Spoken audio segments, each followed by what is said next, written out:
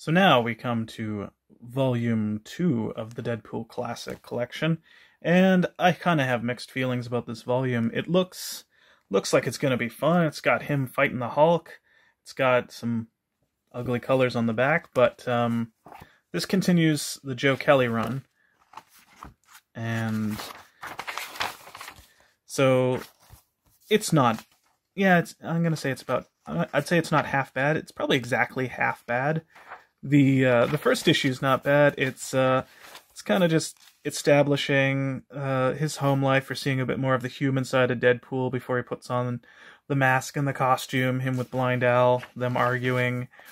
So it establishes sort of a home base, and I feel that was something that was lacking from the first two issues. Taskmaster shows up, and the issue's a bit self-contained. It's really just kind of him battling with Taskmaster, and it's just a nice, fun issue. There's a little bit of storyline, but not too much. Siren shows up in the storyline by issue 3, and this is when we're seeing a bit more of something that I talked about earlier, which is Deadpool's healing factor isn't really working, and it's taken a while before he can even grow a little finger back. So he's got to figure out what exactly is wrong with him.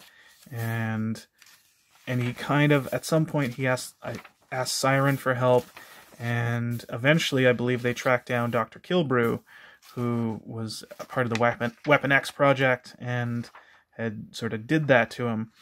And so by knife point or katana point, they're asking for his help.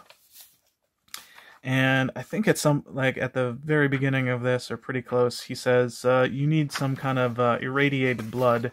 And so he assumes, you know what, best place to get it? Go get it from the Hulk. So he goes to fight the Hulk and get him to fill a sample of blood up. But it ends up being, I don't know, it's a fun episode just to show him fighting the Hulk for some of it. Pretty much anytime Deadpool is fighting someone, it's just a good, fun episode of him, making silly quips during it. And we find out whether or not it's going to work in the next issue. So in the next issue, Dr. Kilbrew is answering some questions, and we're figuring out what's up with Deadpool. And I think I can't quite remember. He's saying his healing will go back to being fast, but he might not be able to grow a limb back anymore, or at least that's the worry.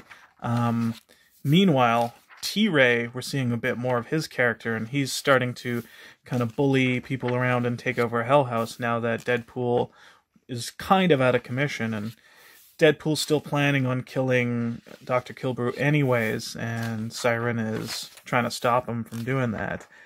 But yeah, we see a bit more of the relationship stuff between him and Siren, and we start to realize that T-Ray has something going on. He's planning something, and he's got some very deep-seated bitterness towards Deadpool, and we're not exactly sure what's going to be going on. He's got all these names crossed out on his back, but he still has Wade Wilson there that he hasn't crossed out yet.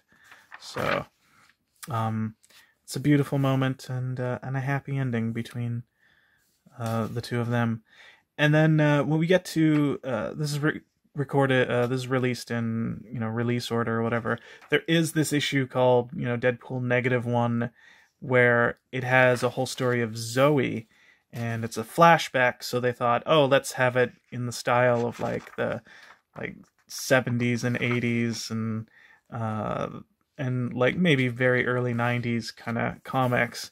But and it's talking about this thing, the Mithras Directive. They have this guy, Monty. He's a precognitive. He can see the future, and they have him strapped to a thing. But to be totally honest, I think it's actually the illustration style that kind of bugs me, that made my eyes kind of gloss over and not want to read this.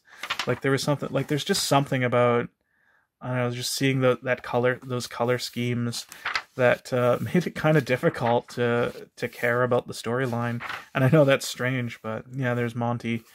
He's kind of a withered away person, and he's strapped up to this machine and kind of being held captive and asked to predict the future and all that stuff. So, and then, yeah, I do like some of the flashback issues that they've made, but just not this one. So you remember how I said this volume's probably about exactly half bad? This is where we get into a storyline that I don't like. This issue itself, pretty decent. Shows this woman in insane asylum, and that's kind of the story. Is Deadpool goes there and ends up sort of saving her and falling for her. She's a little bit crazy. She's very suicidal, and Deadpool's kind of into that. I mean, so am I, but that's neither here nor there. But it turns out that she is Typhoid Mary, and that's the spoiler at the end of that. And unfortunately, so begins a series of a lot of Typhoid Mary. Deadpool's just dating someone who's crazy and just not a good person. And maybe that's why I don't like it as much. We find out T-Ray is the ex-boyfriend, or Typhoid Mary is his ex-girlfriend. So of course Deadpool and T-Ray are at it. But and she goes back and forth, kind of like almost like Addams Family-esque thing, where it's like love and torture and all of that fun stuff. Not like fun like actual fun sadomasochism, but it carries over into the Daredevil Deadpool annual from 1997, and so he's still seeing her, only in this particular case she's still doing like horribly illegal things, and Deadpool's getting sort of wrapped up in it. Meanwhile, Daredevil's trying to stop her, and Deadpool's, of course, in love. So he's sort of coming to her defense, even though he knows Daredevil's kind of right. She's still sort of, one second she's violent, the next second she's being sexual. It's just a back and forth with this person. I mean, it's not that bad of an annual, because I always like the idea of sort of Daredevil or someone really someone really righteous fighting with Deadpool, who's always been on sort of the moral gray lines of everything. So it does end with him not turning her into the police necessarily, but some level of justice being served or something like that. But I don't know. It was an interesting thing. It looked like maybe they had broken up, but no, maybe not. And then like he's still dealing with there's I really hate that kind of thing where it's like there's no clean break. So it kind of reminds you just a bit too much of, real life. We've all had that friend who like was dating someone horrible, they finally break up, and then like, oh, a couple weeks later they're back together. And I feel like that's kind of why I just don't like the storyline. It reminds me too many examples in which that's happened.